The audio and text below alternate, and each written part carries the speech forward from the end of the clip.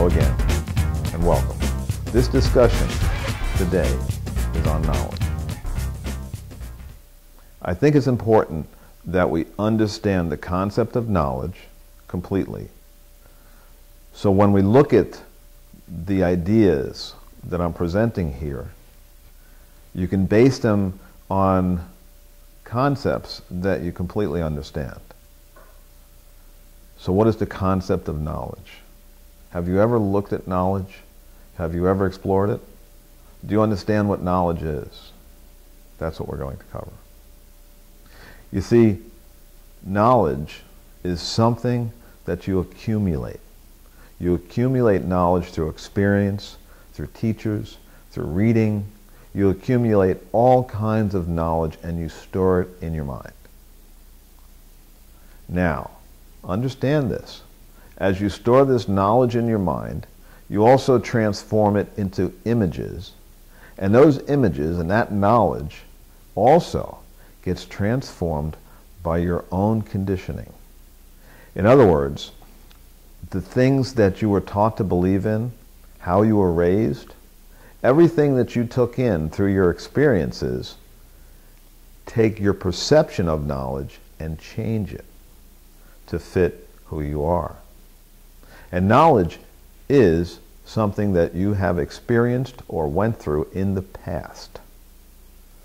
So looking at knowledge, we can understand one very important factor, and that is that all knowledge is of the past.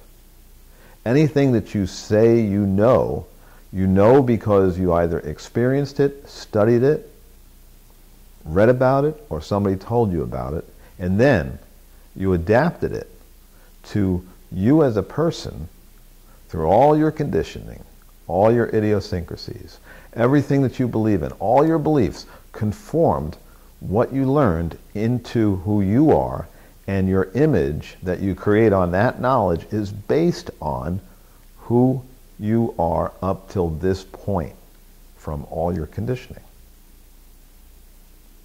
So you see, knowledge is always of the past. It's critical that you understand that.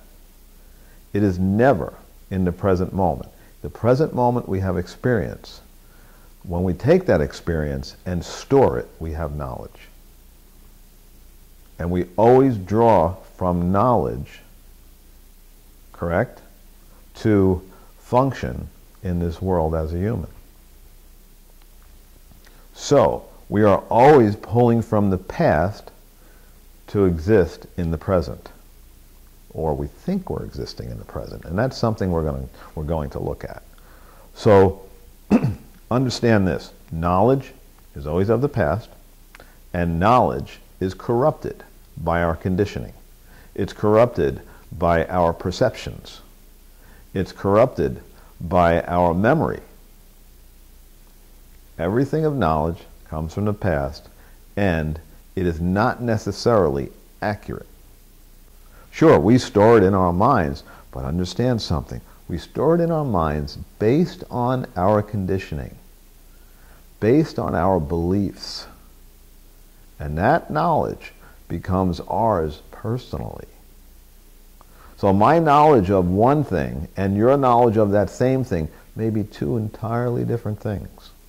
A great example is you witness a robbery and somebody else witnesses a robbery.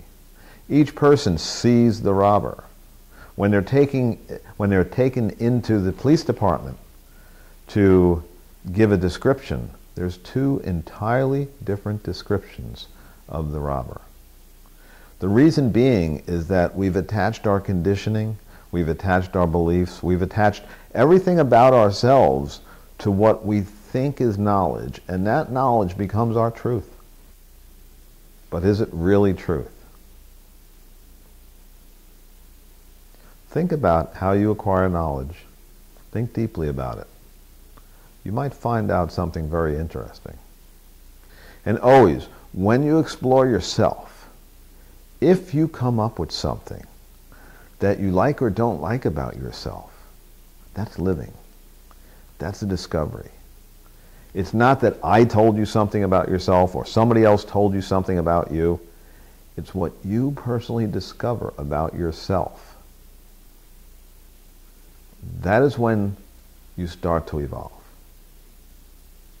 So knowledge is always of the past, and is usually corrupted by our thought process, by our conditioning, by our beliefs.